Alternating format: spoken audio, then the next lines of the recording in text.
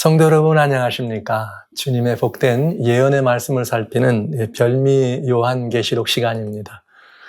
여러분과 함께 계시록의 말씀을 또 한번 찬찬히 읽어가면서 다시 한번 새록새록 별미의 맛을 맛보면서 말씀의 오묘, 예수님의 아름다움, 그리고 특별히 계시록에 포함되어 있는 진리의 말씀들의 그 공개가 얼마나 행복한 시간인지 여러분과 함께 나누는 시간입니다. 지난 시간에 저는 계시록 1장 9절에 있는 말씀을 가지고 우리가 진짜 찐 형제가 무엇이며 찐 그리스도인이 무엇인지를 좀 돌아봤어요. 근데 돌아볼 말씀들이 사실은 형제라고 하는 그 말씀이 어쩌면 우리들이 예수님을 믿으면서 우리가 다 형제라고 하니 형제의 이 사랑, 그 형제의 진정한 형제됨만 회복된다면 우리 교회에 더 이상 바랄 게 없지 않겠습니까? 이런 의미가 회복된다면. 그리고 또 우리는 그 형제들이 반드시 우리들에게 이렇게 보여진 것처럼 하나 되는, 함께하는, 참여하는 이런 의미에서 주님의 그 환난과 나라와 참음에 동참한다. 이런 의미는 정말 복된 이야기고요. 특별히 저는 왜 이 계시록을 여러분과 같이 다시 살피는가 하면 지금 거처에서 일어나고 있는 많은 일들, 그 다음에 실제 현실적으로 신앙계, 즉 종교계통이죠. 이런 곳이나 아니면 여러 다른 곳들에서 일어나는 일들을 바라보면서 이런 것들이 우리 모두가 다 지금 마지막 때가 아닐까, 말세가 아닐까, 이런 문제로 관심을 많이 가지고 우리들의 마음을 쏟게 하는 시절인 것이 사실입니다. 그렇다면 이 마지막 시대에 대해서 가장 분명한 마지막 시대를 일러주는 교과서 중에 교과서는 계시록이거든요. 그러니까 이 계시록을 어떻게 보느냐에 따라서 우리의 마지막에 대한 대비, 또 마지막에 대한 그 놀라운 그 환희, 그 결실을 얻는 이런 문제에 이렇게 달라지는 결과를 볼 수가 있기 때문에 요한계시록을 통해서 마지막이 온다 할지라도 두려움 없이 마지막을 영접할 수 있는 그런 마음을 준비할 뿐만 아니라 인류뿐만 아니라 정말 인류의 희망은 그리스도인에게 있잖아요. 찐 그리스도인에게 있잖아요. 근데 이 찐 그리스도인들 세계를 미혹해 하는 어둠의 영의 역사가 또 이 계시록을 틈타서 오기 때문에 저희가 이 계시록을 다시 읽어보는 것은 아주 정말 중요한 일이라고 생각하는 것이죠. 그리고 또 하나 마지막으로 그리스도인에게는 환난이 예비되어 있다고 하는 것입니다. 근래에는 막 이렇게 지금 제가 걱정하는 건 또 뭐냐면 계시록에는 그 이유 중에 또 하나 그것인데 기독교 안에 있는 정말 강력한 미혹의 영인 세대주의가 틈을 타가지고 이 7년 대환난이 오고 환난 전에 휴거된다는 가르침이 있어서 지금 교회마다 뭐 난리잖아요. 막 이제 휴거되기 전에 준비해야 된다고 하면서 그냥 막 교회로 사람을 몰아서 모이게 하고 더 열심히 모이라고 이런 얘기들을 많이 하고 사람들의 관심들이 더 이제는 막 교회 중심으로 이렇게 하는 걸 바라보면서 많이 염려가 되는 게 사실입니다. 왜냐? 오늘날 기독교 신앙의 모습이 어떤 이 모습이 됐냐면 교회 생활을 충실히 하는 것이 신앙이 굉장히 훌륭한 것처럼 돼 있어요. 그래서 자기 일을 다 남겨놓고 무조건 교회 가서 그냥 살다시피 하면 훌륭한 신앙인입니다. 이게 굉장히 위험한 것이라는 것을 여러분 꼭 알아주시기 바랍니다. 초대교회에 뭐 날마다 성전에 모이기를 힘썼다 그러니까 오늘 그렇게 하면 모든 것이 초대교회처럼 돌아가면 그렇게 살 수 있습니다. 그렇게 되는 때는 언제냐? 환난이 온 땅을 덮었을 때 그리스도인들이 결국은 이 땅에서 어떻게 해요? 이게 정말 일반 어둠의 자녀들이 있는 곳 잊지 못하고 내어 쫓김을 당하고 이렇게 내갔을 때는 결국은 거기서 모여져야 될 뿐이고 거기서는 정말 날마다 하나님의 은혜를 기다리고 기도하는 이것밖에는 다른 길이 없는 것이죠. 그때는 또 오게 돼 있습니다. 그러나 지금 우리들에게는 매우 중요한 시간인데 이것이 조금 이렇게 더 심해지면은 사회적인 문제가 곳곳에 일어나는 것이죠. 그래서 계시록을 바로 읽고 올바로 이해하면 정말 이런 모든 문제에 대해서 우리들이 분명한 이 지계표와 이정표를 가지고 있고 또 어떤 일이 닥쳐온다 할지라도 두려움 없이 맞이할 수 있다는 것이죠. 그래서 환난이라고 하는 것은 두려워서 피할 것이 아니라는 것을 성경은 우리에게 말해주는 거예요. 그 환난은 무슨 환난이냐? 예수님의 환난이다. 지난 시간 말씀드렸죠. 골로새 1장 24절에 사도 바울이 내가 예수님을 말이죠.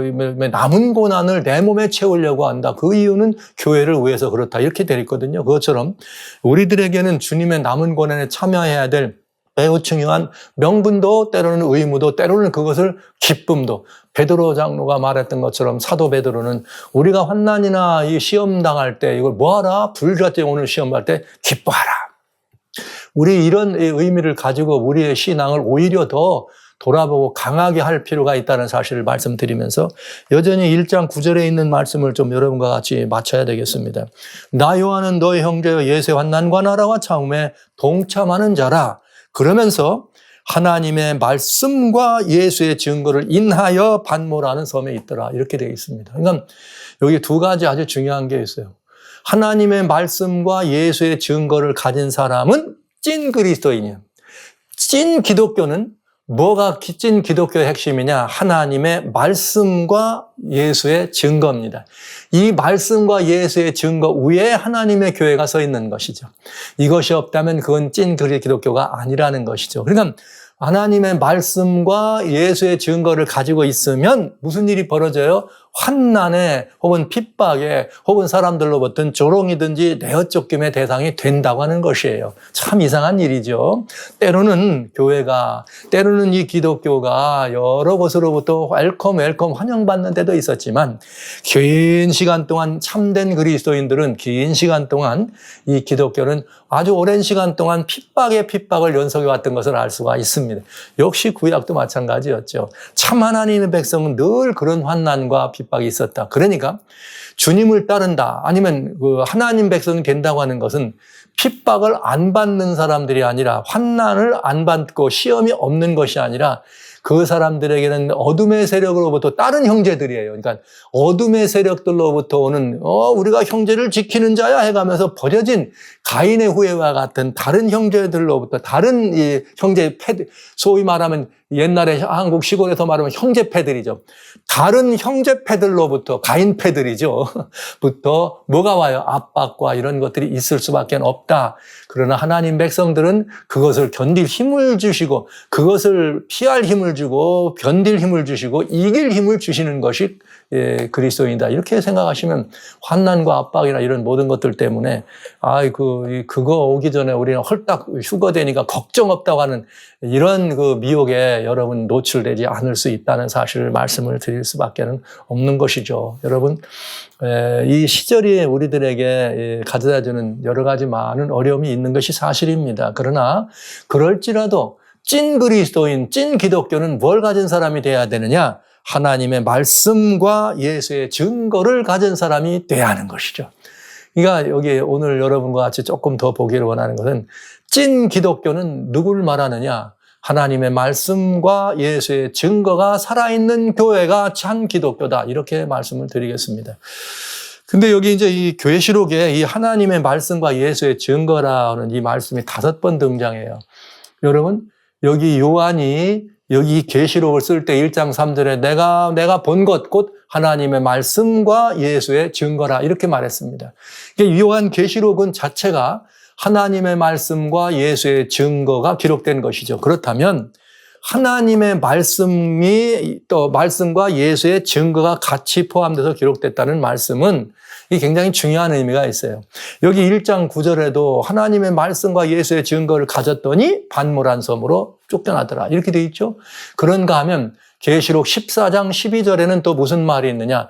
하나님의 말씀과 즉 하나님의 계명과 예수의 증거를 가졌더니 사단이 어떻게 하더라. 용이 그들과 더불어 싸우려고 바닷가 모래 위에 서더라. 그 다음에 계시록 19장 10절에는 또 무슨 말이 있는가. 다 요한이 이것들을 증거하면서 이렇게 있을 때 천사가 앞에 나와가지고 이렇게 계시록 19장 기록이 쫙 맞춰가면서 천사가 나타나가지고 말이죠. 요한 앞에 와가지고 어린 양 혼인잔치에 청함을 받으면 복이 있다다. 이런 말을 했더니 요한이 천사에 경배하려고 그러니까 노노노노노노노 경배하지 마. 나는 너와 같이 천사도 이번엔 뭐라 그러는 거예요? 진짜 하나님의 천사도 나도 너와 같이 내 형제들과 같이 된 종이다.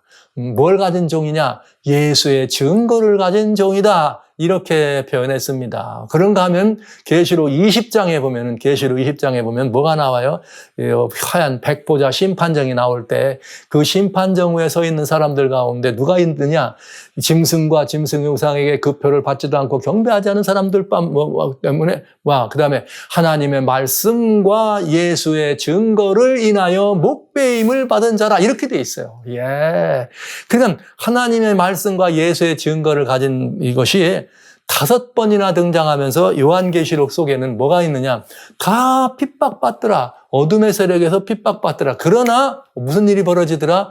알고 봤더니 천사도 하나님의 말씀과 예수의 증거를 가진 존재들이더라. 또 봤더니 누구다? 그들은 온 우주의 심판정이 있을 때 하나님의 말씀과 예수의 증거를 가진 그들은 하나님의 보좌에 앉아서 뭐가 되는 거예요? 심판자의 자리에 앉아서 이 어둠의 권세들을 심판하는 모습을 보는 것이죠. 그러니까 하나님의 계명과 예수의 증거를 가진 그 이유가 결국은 반모라는 섬으로 쫓겨나는 그런 원인이 되었지만은 그것은 결국은 뭐 할 만한 것? 그냥 두려워서 떨고 피하고 버릴 만한 것이 아니라 오히려 감당할 만한 것이요. 오히려 그것은 우리들을 더 영화롭게 해줄 수 있는 매우 아름다운 명분이 된다는 것을 성경은 보여주고 있는 것이죠. 그리고 요한계시록은 놀랍게도 계시록의 전체적인 구조를 살펴보면 하나님의 계명과 예수의 증거가 굉장히 중요한 위치에서 마지막 백성들에게 이것들을 갖고 참된 성도로서 이것들 때문에 필요한 인내가 필요한 것을 우리들에게 보여주고 있는 것입니다. 그래서 계시록 14장 12절에 하나님의 계명과 하나님의 말씀과 예수의 증거를 가진 자들은 성도들로서 인내가 필요하다 하신 지금 그런 말씀을 우리가 보는 거죠. 여기 신원 증명서다. 그렇다면 하나님의 말씀이다 이렇게 얘기할 때 우리는 정말 아름다운 거예요. 이 말씀 속에 여기 요한일서에 보면은 1장에 무슨 말씀이 있는가 하면 이런 표현이 있습니다. 요한일서 1장에 보면은 주님께서 우리들에게 뭐라고 이렇게 나왔냐면 우리 안에는 요한일서 3장입니다. 요한일서 3장 9절에 이렇게 되어 있어요. 하나님께로서 난 자마다 죄를 짓지 않는데 이는 하나님의 씨가 그의 속에 거하며 이렇게 되어 있어요. 여러분, 하나님의 씨가 우리한테 무엇으로 거할까요? 하나님의 씨가 우리한테 무엇으로 거해요? 우리 안에는 하나님의 씨가 있다는데 이거 무엇을 의미할까요? 하나님의 씨는. 요 하나님의 씨에 대해서 베드로는 뭐라고 얘기했는가 하면은 우리들에게 다시 한번 말씀을 주면서 우리 안에게는 하나님 우리가 거듭남의 이유에 대해서 설명해 주면서 우리는 뭐라고 되어 있냐 이렇게 써요. 베드로전서 1장에 23절에 너희가 거듭난 것이 썩어질 씨가 아니다. 오직 썩지 아니할 씨로 된 것인데 씨가 돼 있어요. 이는 하나님의 살아있고 항상 있는 말씀으로 되어 있느니라. 할렐루야. 그러니까 요한이 말한 것처럼 우리 안에는 하나님의 씨가 있다는 것은 뭘 말해요? 하나님의 말씀이 있다는 거예요. 그러니까 여러분 모든 찐 그리스도인은 찐 기독교는 하나님의 말씀이 그 심령이 어떻게 된 거예요? 살아있는 생명의 근원으로 자리한 사람들입니다. 그러니까 여러분과 저 안에는 하나님의 씨가 있습니다. 이 하나님의 씨는 뭐예요? 하나님의 말씀의 씨입니다. 이 말씀은 요한복음 6장 23절에 말씀하신 것처럼 살리는 것은 6장 63절에 살리는 것은 영이니 육은 무익하니라. 내가 너에게는 말이 곧 생명이요 영이요 생명이니라. 그러니까 하나님의 말씀이 우리를 어떻게 한다? 살고 살게 하는 것이라는 사실 우리는 부정할 수가 없는 것입니다. 그래서 이 말씀이 곧 누구예요? 요한복음 1장 1절에 태초 하나님이 계시니라. 그런데 하나님의 곧 뭐예요? 말씀이 바로 이 하나님인 것을 우리들에게 보여주신 것입니다. 태초에 말씀이 있느니라. 말씀은 곧 하나님이시니라. 그래서 우리 하나님의 말씀이 우리 심령 안에 있다고 하는 것은 얼마나 놀라운 일인지 모릅니다. 얼마나 놀라운 일인지 모르는 것이죠. 그런데 이 하나님의 말씀이 누구예요? 예수님이죠. 그러니까 예수님이 여러분 하나님의 씨가 내 안에 있다는 것은 곧 하나님의 말씀이 내 안에 있다는 것이고 하나님의 말씀을 내가 가졌다는 것은 곧 내 안에 누가 계시다는 거예요? 그리스도이신 예수가 계시다는 것이죠. 그래서 다시 한번 요한 1서 5장에는 다시 한번 우리들에게 우리 안에 누가 계신가에 대해서 너무나 중요하게 말씀하셨어요. 여기에 이렇게 말씀하셨네요. 요한 1서 5장 12절. 아들이 있는 자에게는 생명이 있고 하나님의 아들이 없는 자에게는 생명이 없나니라. 여러분, 우리가 하나님의 생명이 우리에게 있다는 이것을 우리에게는 하나님의 씨가 있다 말씀하신 것이고 하나님의 씨는 곧 하나님의 말씀이라는 것입니다. 요한계시록은 우리는 하나님의 말씀을 가진 사람들이다. 이 말씀이 우리 안에 있다는 것은 곧 누가 계시다는 거예요? 말씀은 생명이요 영인데 이 영이요 생명이 누가? 예수님이 계시다. 그러니까 여러분 하나님의 말씀이 우리 안에 있다는 것은 곧 예수 그리스도가 우리 안에 계시다는 것이 되는 것입니다. 그런데 여러분 중요한 게 있습니다. 그 말씀이 뭐가 되셨어요? 요한복음 1장 14절에 육신이 돼서 우리 가운데 머무셨습니다. 그러면서 그 주님이 생명의 말씀이 어떻게 역동하는지를 우리들이 어떻게 해요? 직접 보여주시고 말씀으로 오셔서 말씀으로 사셨어요. 오셔서 그 말씀을 우리들에게 구체적으로 어떻게 한 거예요? 구현하고 보여주셨다는 거죠. 그래서 그 말씀을 보여주셨기 때문에 요한은 뭐라고 기록한 거예요? 요한 1장 1장 1절에 여러분 말씀하신 것처럼 너무나 아름다운 말씀이 있죠. 요한 1장 1절에 태초부터 있는 생명의 말씀에 관하여는 하나님의 씨요 하나님의 말씀이요 생명의 말씀이요 예수님을 말하는 거예요.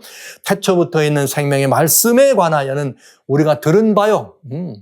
계속해서 지금까지 들어왔다. 그런 다음에 우리 눈으로 본 바요. 주목하고 우리 손으로 어떻게 됐다? 만졌다. 이 요한의 이 고백은 정말 도전이 되고, 정말 도전이 됩니다. 어떻게 하면 주여, 제가 늘 이렇게 듣는 말씀, 내 눈으로만 보던 이 말씀을, 내가 살아있는 이 말씀이 생명이 되어서 요한이 봤던 것처럼 예수님을 직접 목격한 것처럼 저도 좀 이 말씀 안에 있는 예수님을 좀 보게 해주세요. 그리고 요한이 붙드는 것처럼 이 말씀을 좀 붙들고 살게 해주세요. 이게 제 이 매일의 기도요, 매 순간의 기도요, 매일 묵상의 제목입니다. 여러분도 그렇죠? 여러분도 꼭 그러시기를 바랍니다. 그럴 때 저는 요한의 고백을 우리가 할 수 있지 않겠습니까? 태초부터 있는 생명의 말씀에 관하여는 우리가 들은 바요, 우리 눈으로 본 바요, 주목하고 이제는 어떨 수밖에 손으로 만지고 붙들어 보는 이 경험들이 저와 여러분들의 것이 됐으면 참 좋겠습니다. 그런데 이 말씀을 그렇게 붙들어서 요한이 그렇게 하고 자기가 그 보고 봤던 그 모든 것 뭐예요? 말씀이 어떻게 우리 안에서 이루어지고 말씀이 어떻게 구현되고 그 말씀으로 오신 예수님이 사시다가 우리의 죄, 말씀대로 우리의 죄 때문에 돌아가시고 말씀대로 우리 때문에 말이야 육체가 썩어버리지 아니하고 다시 부활하시고 말씀대로 올라가셔서 모든 사단 권세를 패하시고 우리의 모든 것들을 십자가에서 패하시고 정사와 권세를 벗어버리고 승리하시는 그래서 우리의 구원을 이루시는 그 말씀의 뭘요? 증거를 요한은 보았고 붙잡았습니다. 그래서 그가 가진 게 뭐예요? 하나님의 말씀과 예수의 증거가 된 것입니다. 예수님의 증거는 다양한 예수님의 증거를 볼 수 있지만 특별히 십자가의 증거죠. 왜? 증거는 누구의 증인이 가진 것 아닙니까? 그 증인이 가진 것을 성경은 이렇게 말씀해서 직접 예수님께서 누가복음 24장에 보면은 직접 우리들에게 뭐라 말씀하셨는가 하면 44절 이후에 주님께서 44절 이후에 24장 누가복음 24장 44절 이후에 이 모세와 선지자들에 기록한 이 모든 것들이 다 이루어져야 되지 않겠느냐. 즉 너희가 지금까지 알고 가려왔던 하나님의 말씀이 이루어져야 되지 않니? 그러면서 46절에 이와 같이 즉 말씀대로 그러니까 하나님의 말씀이 있고 그 말씀대로 이와 같이 무슨 일이냐. 그리스도가 고난을 받고 십자가에 돌아가시죠. 그 다음에 제3일에 죽은 자 가운데 살아날 것 부활이죠. 그 다음에 그의 이름으로 죄사함을 얻게 하는 회개가 예루살렘에 시작돼서 땅끝까지 모든 민족에게 전파될 거다. 그러면 이제 뭘 말하는 거예요? 예수님의 그 구약에 나와 있는 모든 모세와 선지자들이 말이 뭘 보여줬어요? 말씀이신 예수님이 이 땅에 오셔서 하나님의 아들 이 땅에 오셔서 십자가에 달려 우리를 위하여 돌아가시고 십자가의 증거, 죄사함의 증거예요. 그 다음에 주님이 부활하시고 부활하신 증거, 생명의 증거인 것입니다. 그리고 어떻게 한 거예요? 이것들이 세상 끝까지 전파되면서 그 말씀을 듣는 모두가 다 회개에 이르는, 회개는 뭘 요청하는 거예요? 하나님께로 돌이키게 하는 중보의 요청을 일으키면서 주님이 우리들에게 주신 중보의 증거까지. 여기 이것이 증거 아닙니까? 예수님이 우리에게 보여주신 요한이 바라봤던 증거, 요한이 그 눈으로 본 모든 증거. 그랬더니 여기 뭐라고 했느냐? 누가복음 24장 48절에 너희는 이 모든 일의 증인이라. 할렐루야. 그러니까 요한은 이 모든 일의 증인이니까. 왜? 증거를 보고 가졌으니까. 그러니까 너희는 어떡하라? 땅끝까지 이 증거를 어떡하라? 전파하라. 예, 그러면 이제 우리들은 답이 나온 것입니다. 하나님의 계명과 예수의 증거는, 하나님의 계명과 예수의 증거는 여기 성경에 기록된 이대로예요. 여러분 안에 생명의 씨가 있어야 됩니다. 하나님의 말씀입니다. 그리고 그 생명의 씨가 어떻게 되는 거예요? 이 땅에서 그대로 구현되는 예수 그리스도의 삶을 통해서 어떻게 돌아가시고 부활하시고 승천하시고 지금 우리를 중보하시는 이 모든 주님의 삶이 우리를 통해서 어떻게 되는 거예요? 체험되고 구현되고 우리가 경험할 수 있는 아름다운 이야기죠. 그러면 누가 이거를 싫어할까요? 어둠의 세력은 이것들을 그냥 놔둘 수가 없겠죠. 그래서 계시록이 기록된 것입니다. 하나님의 계명과 예수의 증거를 누가 가졌는가? 하나님의 말씀과 예수의 증거를 누가 가졌는가? 처음에는 너희가 이 일의 증인이라, 제자들이. 그래서 제자들만 없어지면 될 줄 알았어요. 그랬더니 이 제자들이 예수님의 영의 능력을 힘입더니 그냥 성령 충만하니까 막 나가서 와 하는데 그냥 막 하루에 수천 명씩 예수님의 이 증인이 또 탄생하네요. 제자들이.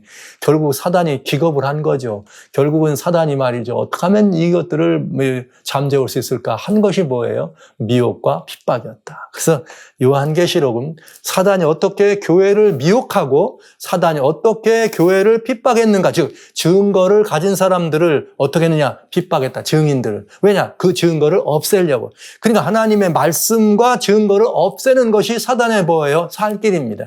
그래서 그 일을 어떻게 할 것이라는 것이 기록된 것이 요한계시록입니다. 그 하나님의 말씀과 예수의 증거가 바로 인으로 나타날 것이고, 그 하나님의 말씀과 예수의 증거를 핍박한 사단에게는 어떤 것이 주어져요? 나팔을 통해서 심판이 주어지고 말이죠. 네, 이게 마지막이에요. 네, 이렇게 요한계시록은 간단하고 단순하게 풀어질 수 있다는 거죠. 그래서 하나님의 계명과, 즉 하나님의 말씀과 하나님의 이 말씀과 예수의 증거는 이렇게 중요한 역할을 요한계시록은 우리들에게 보여주면서 가지고 있다는 것을 우리들에게 알려주게 되네요. 그러나 우리들이 넘어야 될 이 강이 있습니다. 그건 소위 말하는 환난이란 강이죠. 하나님의 말씀과 예수의 증거를 인하여 어디로 가더라? 반모라 하는 섬으로 가더라. 이야, 이게 여러분 아시는 것처럼 초대교회 믿음의 이 노독들의 삶이라는 것은 초대교회 12제자들이 다 순교하잖아요. 그저 12제자 가운데 첫 제자 이 야고보, 요한의 형제인 야고보부터 마지막 때에 돌아가시는 요한까지 모두가 다 이 일을 통해서 순교합니다. 무엇으로? 예수님의 증인으로. 무엇을 가진 증인? 하나님의 말씀과 예수의 증거를 가진 증인으로 돌아가셨습니다. 그러면 이렇게 그분들이 돌아가셨지만 그분들이 돌아가셨다 그래서 이 복음이 땅끝까지 전파되는 일이 멈춰졌느냐? 그렇지 않다. 왜냐하면 주님이 돌아가시기 전에도 내가 아버지에 기도합니다. 이 기도는 이 듣는 이 제자들만이 아니라 또한 이들을 인하여 나를 믿는 모두를 위한 것임을 이야기하잖아요. 주님 요한이 그 기도를 들었기 때문에 요한이 뭐라고 하는 거예요? 우리 주님께서 우리만 아니라 먼 데 있는 것 끝에 이 전파된 이 복음을 듣는 모두는 다 제자들이 돼서 이런 이 하나님의 말씀과 예수의 증거를 인하여 예수님의 환난과 나라와 참음에 동참하는 자들이 되는 이야기. 그러니까 반모라고 하는 섬으로 간 것은 주님의 환난에, 주님의 나라에, 주님의 참음에 동참하는 일이 되겠습니다. 그러니까 반모라고 하는 섬으로 들어가는 것은 우리들에게 피하거나 우리가 무슨 숨거나 두려워할 대상이 아니라 오히려 그리스도인, 찐 그리스도인에게는 반모라고 하는 섬은 뭐가 되느냐? 요한이 들어간 유배된 곳이지만 그것은 어쩌면은 우리들에게 주는 명예로운 훈장이요, 명예로운 상급이요, 어쩌면 그로 말미암아서 우리가 더 큰 유업을 누리게 될 수 있는 거룩한 축복의 하나다. 또 다른 이름이다. 반모라고 하는 것은 그리스도인들에게는 또 다른 축복 중에 하나가 되겠습니다. 사실 반모라고 하는 섬이 여러분 보시기에는 어떻습니까? 요한 당시에 말이야 그렇게 예수님을 믿더니 그냥 유배가네. 결국은 그렇게 되네. 저가 말이야 사랑의 사도라 그리고 예수님의 진짜 제자라고 하더니 나이는 많이 들어가지고 지금 저렇게 쫓겨나는만 뭐 다 순교당하는 거니까요. 하나님을 모르는 어둠의 자녀들에게는 그것이 조롱거리가 되고 웃음거리가 될 수 있었습니다. 그들이 바라봤던 반모섬은 어디입니까? 작은 애게 그저 풍랑이 치고 말이죠. 여기 여러분 지중해에서도 그쪽에는 여기 사도행전에 나오는 유라겔라라고 하는 그 바람이 부는 굉장히 부는 그 험한 바다죠. 거기에 있는 돌짝밭 섬, 돌섬, 그게 반모예요. 그러니까 거기 뭐 사람들 가는 것도 아니고 죄수들을 보내는 곳이니까 거긴 아마 이렇게 섬이 하나에 죄수들이나 머물러 밖에 있을 수밖에 없는 그런 곳이죠. 그런데 거기 황량한 벌판이고 황량한 섬이고 돌짝밭이고 아무것도 없는 풍랑과 폭풍밖에 보이지 않는 그곳이었는데 거기서 우리 인류에게 가장 위대한 유산과 같은 선물 요한계시록을 하나님은 보여줬습니다. 요한의 다른 글이나 이 다른 성경 어디에도 요한계시록에 나오는 것처럼 그 하늘을 바라보고 이야기한 장면이 없잖아요. 성경 66권 가운데 요한계시록처럼 하늘이 묘사된 곳이 어디 있습니까? 요한계시록처럼 하늘에 대해서 이렇게 그야말로 아름답게 여러 번씩 나오면서 표현된 곳이 어디 있었습니까? 그러니까 말하자면 이것을 반모섬에서 요한이 봤다면 사람들이 봤을 때는 유배지고 남들이 봤을 때는 쓸모없는 황량한 버려진 섬이고 다른 사람들이 봤을 때는 그것이 버려진 그리스도인이지만 막상 요한에게는 거기가 뭐예요? 하늘을 가장 많이 바라본 가장 영광스러운 곳이 된 거죠. 그러니까 여러분 우리 이 찬송을 부를 때 우리는 혹초막 속에 거해도 개서천국 만나리라 이 말씀처럼 요한이 바로 그런 찬송가의 주제가 된 거죠. 거기 혹초막 속에 머물도 거기가 어디가 되더라? 이런 우리들의 천국이 되더라. 살아신 성도 여러분, 형제자매 여러분, 우리가 소망하고 그처럼 희망하고 바라보는 천국은 환경이 가져다주는 것이 아닙니다. 물론 역사의 마지막에 주님 다시 오실 때 우리들에게 그 아름다운 새하늘과 새 땅이라고는 새로운 환경이 주어지는 것은 사실입니다. 그러나 그 천국은 누구에게 주어지는가? 지금 그 환경이 아닌데도 불구하고 반모섬에서도 천국을 바라보고 천국의 이 시민으로서 천국을 누리는 유업을 누리는 요한에게 주어지듯이 오늘 우리들에게도 어떤 상황, 어떤 형편이든 그것이 반모라 할지라도 그곳에서 천국의 유업을 누리는 사람들에게 그 환경적 천국도 주어지게 될 것입니다. 천국은 어떤 나의 처지나 형편에 따라서 천국이 되기도 하고 지옥이 되기도 하는 것이 아닙니다. 그래서 우리 그리스도인에게는 지옥 같은 곳도 천국이 될 수 있고 그야말로 황폐하고 버려진 그런 근력에도 천국이 이루어질 수 있고 그야말로 깊고 깊은 감방에서도 천국이 이루어질 수 있지 않아요? 여러분 한번 생각해 보시죠. 다니엘. 그가 하나님께 기도하는 이유 때문에 다니엘 6장에 어디에 따져요? 사자굴에 들어갑니다. 다니엘 포로로 끌려가죠. 청년 젊은 시절 소년의 나이에 포로로 끌려가서 오랜 시간 살면서 아무리 그가 높은 자리에 있으면 뭐예요? 포로고 이방 나라 사람인데 가장 그가 행복했던 저녁은 언제냐? 딱 하룻밤이죠. 언제예요? 그 사자굴에 던져져서 사자 덩어리 베고 깊은 잠에 잤을 때 가장 편안한 잠을 잔 것이죠. 누구와 잤으니까? 하나님의 영과 하나님의 천사들의 보호하심 속에서 그 푹신한 사자 덩어리에 잔 다니엘 한번 생각해 보세요. 그러니까 포로로 끌려간 다니엘이었어요. 하나님을 믿었다가 포로로 끌려간 다니엘. 그러나 그 다니엘에게 천국은 어디서 맛봤느냐? 그는 사자굴에서 천국을 맛본 것입니다. 여러분 여기 복음의 사람 사도 바울은 사도행전 16장에 보면 어디서 천국을 맛봅니까? 그가 빌립보라, 마게도에 들어가는 첫 성 빌립보에 들어갑니다. 거기서 빌립보에서 이적을 일으켰더니 그가 붙잡혀가지고 빌립보의 감방 안으로 끌려 들어가게 되는 것입니다. 거기서 바울과 실라가 감방에 갇혀가지고 온 가진 매를 다 맞아가지고 만신창이가 되고 피투성이가 된 그 몸으로 지하실 축축하고 아무것도 보이지 않는 뻘쭉한 곳에서 배고프고 아프고 선혈이 낭자한 모습으로 버려진 두 제자. 거기에 무슨 생명의 여망이 있습니까? 거기 무슨 복이 있습니까? 거기 무슨 기쁨의 이설이가 있겠습니까? 그런데 바울과 실라는 그 빌립보의 감방을 뭐로 만들어요? 천국으로 만들어.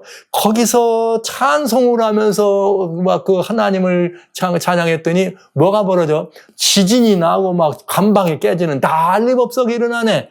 오히려 말이죠. 이 지옥 같은 데서 살던 사람들이 들어간 지옥. 범죄자들이 감옥에 들어갔으니까 지옥 같은 삶을 살다가 지옥에 들어간 사람들 아닙니까? 그 사람들이 머무는 곳이라면 그런 곳에서 사도 바울과 실라는 뭘 만들어요? 그 지옥을 천국으로 만들어. 네. 와우. 이것이 그리스도인, 찐 그리스도인이죠. 예, 이것이 진짜 찐 천국입니다.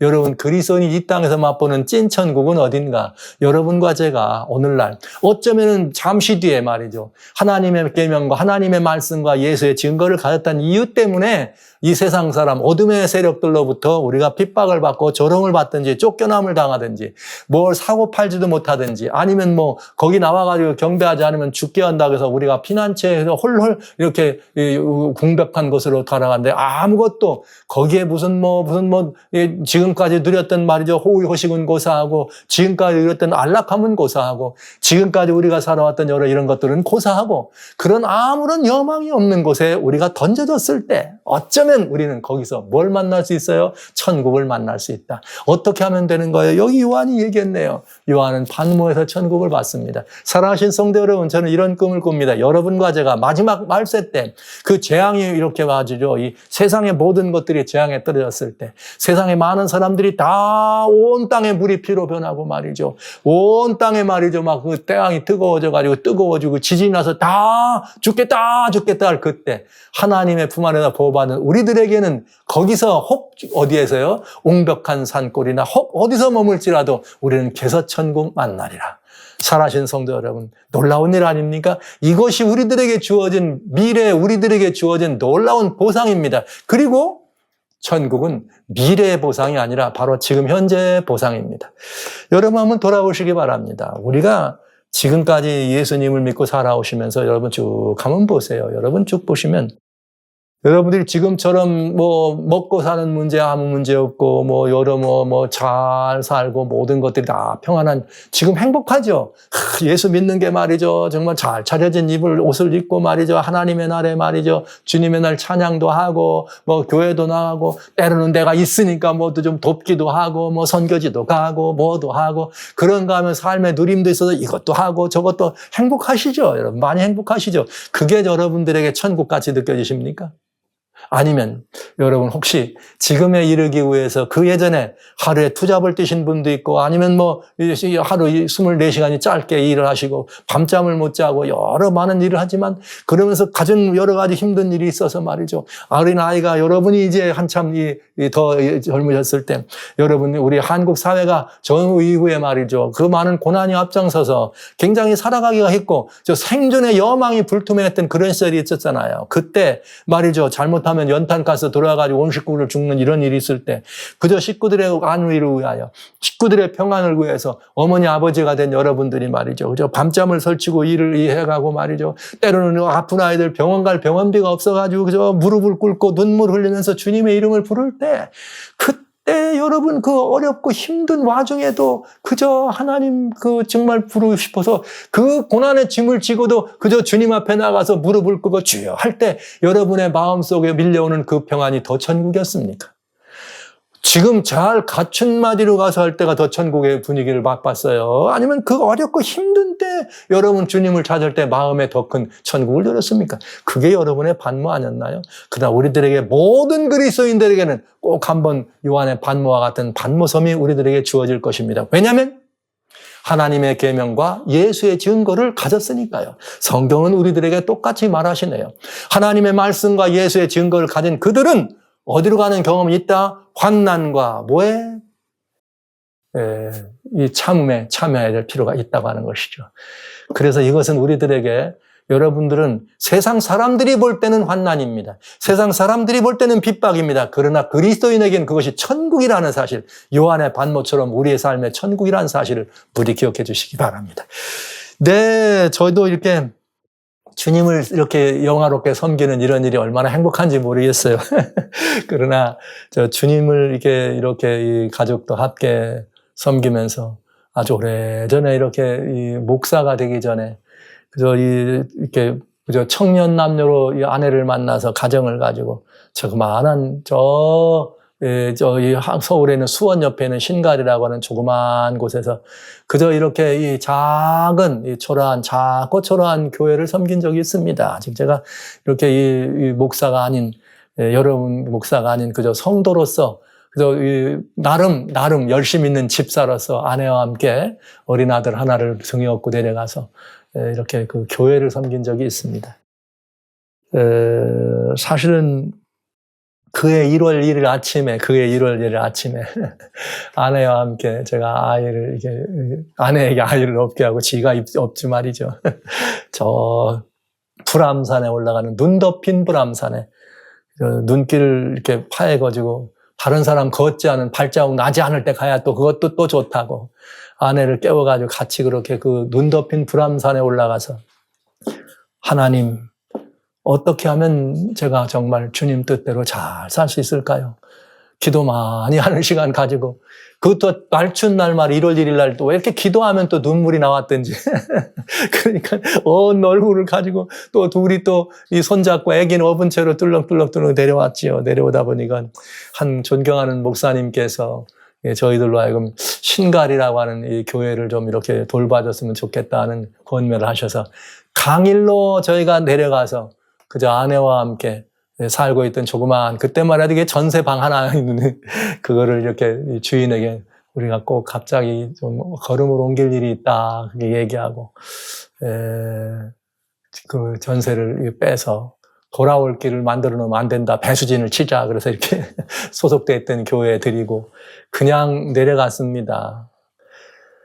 가서 수년 동안 그 교회를 섬길 때 아무것도 없는 정말 그런 곳에서 주님의 몸된 교회를 섬길 때 다른 어둠의 권세에서 바라볼 때는 진짜 저기가 무슨 젊은 청년 부부가 와가지고 멀쩡한 청년 부부가 와서 말이죠. 자기들이 볼 때는 거기서 누가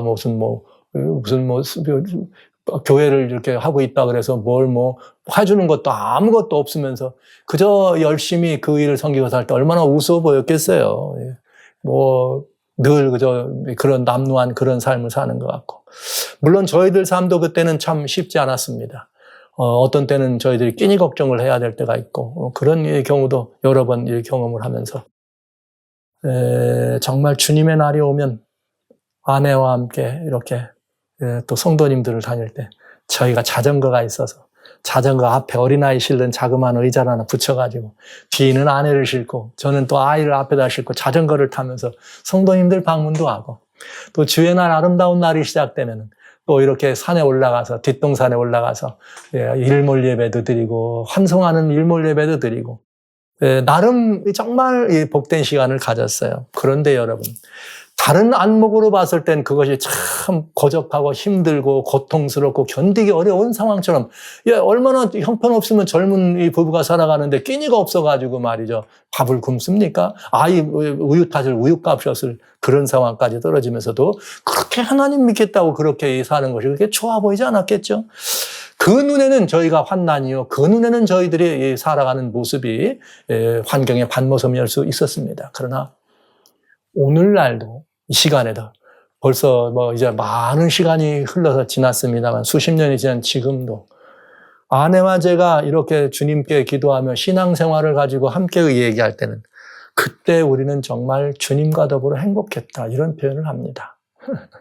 목사가 되어서 하나님의 성도님들을 잘 섬기는 것도 저희들에게 참 행복했지만 저희들이 목사가 되기 이전에 그냥 집사로서 하나님 몸된 교회를 그렇게 열심히 섬기고 아무런 보상도 이런 어떤 기대도 없이 그런 일을 했을 때, 저희들의 삶을 돌보지 않고 그런 일을 했을 때 찾아왔던 주님의 그 놀라운 그 은혜와 사랑은 지금도 저희가 정말 가슴이 아리아리하고 정말 이 마음을 행복하게 해주는 아름다운 삶이었습니다. 저희들의 환경적인 반모였습니다. 그것이 저희들에게 반모섬일 수 있었습니다. 말씀을 인하여, 증거를 인해서 복음을 전하는 사람 되자고 그리 했으니까요. 그러나 누가 뭐라 그래 저희들에게는 그것이 반모가 아니고 저희들에게는 천국이었습니다. 오늘 요한은 그렇게 말했네요. 하나님의 말씀과 예수의 증거를 인하여 반모라 하는 섬에 있었더니 10절 다음 시간에 봐야 되겠네. 하나님의 성령이 감동이 되면서 그에게 천국이 임하는 것을 우리들에게 보여주네요. 살아신 성도 여러분, 우리는 훌륭한 진짜 찐 그리스도인입니다. 우리는 찐 기도 그리스도인들이 모여있는 찐 교회입니다. 하나님의 참 교회입니다.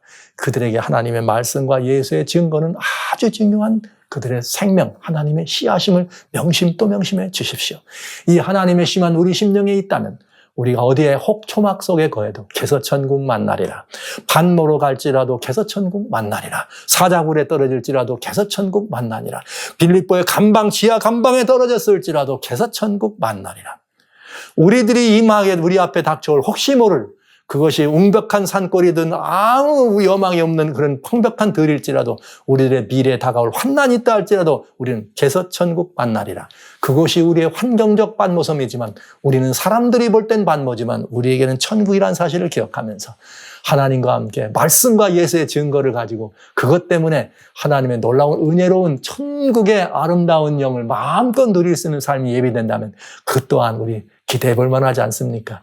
이런 기대와 희망을 가지고 여러분 다시 한번 아름다운 결미와 안계시록을 계속해서 읽어주시기를 주의 이름으로 축원합니다.